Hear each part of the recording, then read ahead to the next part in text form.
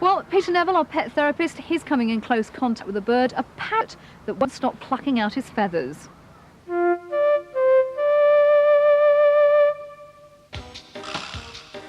Today we've come to Puriton in Somerset to see Rocky, an African grey parrot who's looking quite well now, but wasn't looking so good in the past.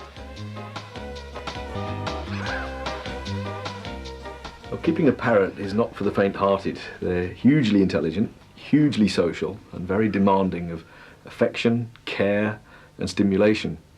Martin and Karen, how long have you had Rocky? He's about 5 now, about 5 years. And has he been a well-behaved parrot? Most of the time. Most of the time, he's a good boy. You're a good boy. Do you say good boy? No, not yet. Still learning. Okay. And he looks in pretty good condition. He's got a few scruffy bits there. What's been the problem with him, Karen? Well, he pulled all his feathers out for the first time when I took on a sort of neglected macaw parrot.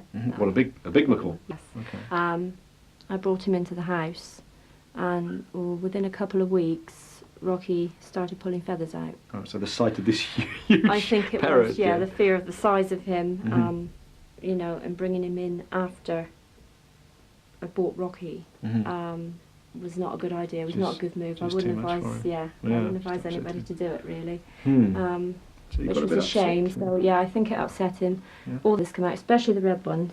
Right. He wouldn't let them grow at all. So he pulled his feathers out, a sort of Buxted oven ready look He about looked like him. a duck from behind. Because he used to waddle across the floor, Poor fella. which was a shame. Okay. Yeah. And the second time was this year. Oops. That he pulled them out again, but we don't know why. When birds pluck their feathers out, it's very distressing for the owners as well as the birds. Yet this is quite a common thing in solitary captive parrots. There are various reasons for this behaviour, many of which, such as nutritional deficiencies, need to be dealt with by a vet. But Martin and Karen can also create a more interesting home environment to satisfy Rocky's emotional needs and prevent him from ending up looking like this for a third time.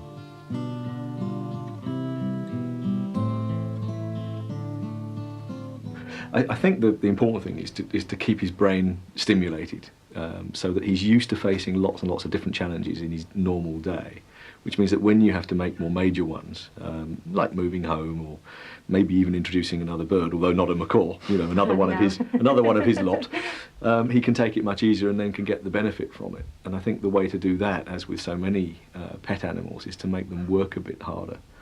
And putting his food into, you know, just simple things, cheap things like toilet rolls, so that he has to manipulate them, tear them up, find his food. Because as well as relieving his appetite, it also relieves frustration. And when you relieve frustration, you feel much better. So just little bits enable you to then go on and face bigger challenges. And I would suggest you think, I know it affects the way they talk, but from his point of view, he'd be much happier, I think, you know, with another one alongside, carefully introduced, if you've got the facilities and the time. Yeah. Tell you what we did buy him was one of those ropes with lots of ropes and pieces of wood on, and he loved that, didn't he? Right. Demolished all the wood within a week, and now he doesn't want to play with it. Untied the knots. Yeah, and he untied the knots. Well, this isn't exactly what I had in mind, but it is a start.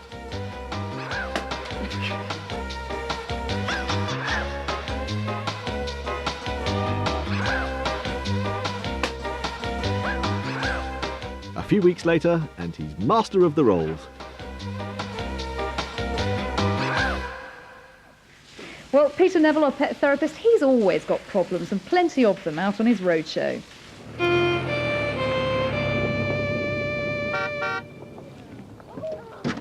These dogs and their owners are coming to a training and agility session in Pucklechurch near Bristol. One of them lives near Ashton Court, a well-established area for hot air balloon events. Unfortunately, the little dog is scared stiff of the balloons. It's interesting to see why this problem can arise. That the theory is that a lot of ground-dwelling animals have a fear of large objects overhead because they could be birds of prey.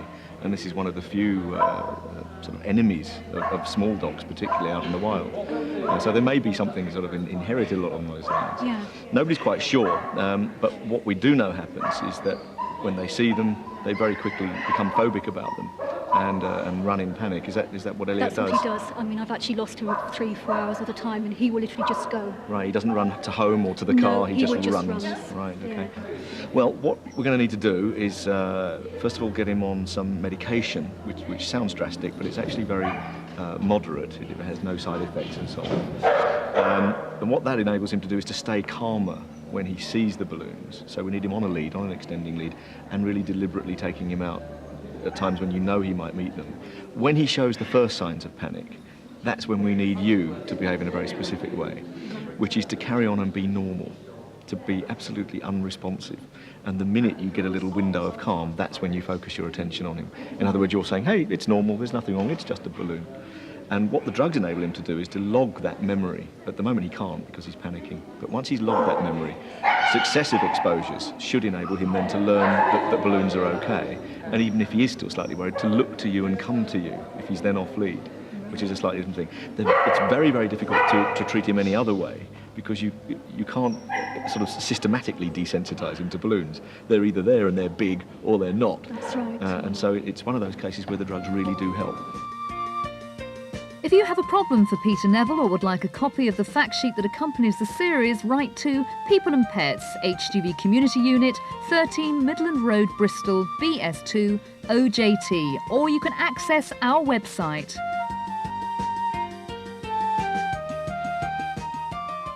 Well, I just couldn't come to the zoo without saying hello to me old mate Wendy the elephant. She really is everyone's pet. And believe it or not, she was the maid of honour at my wedding. And if you don't believe it, take a look at this. Well, that's all we've got time for on this week's People and Pets. Next week, we're at the Animal Farm Country Park in Somerset, so join us then.